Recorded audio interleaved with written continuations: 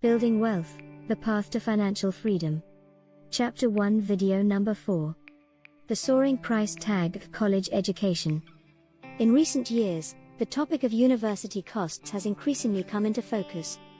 The cost of earning a college degree, including tuition, fees, and housing, has increased dramatically over time. According to the National Center for Education, the average cost of a 4-year, full-time college has increased 169% since 1980. In the past, obtaining higher education was relatively cheap and students were not burdened with exorbitant living expenses. Expenditure to maintain a decent standard of living.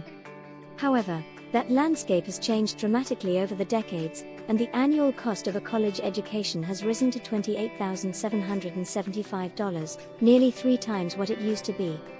In addition, the choice of educational institution has a major impact on the price that students have to pay. Colleges tend to have higher tuition than other post-secondary programs, and the lack of standardized tuition means those who choose private colleges face an even greater financial burden.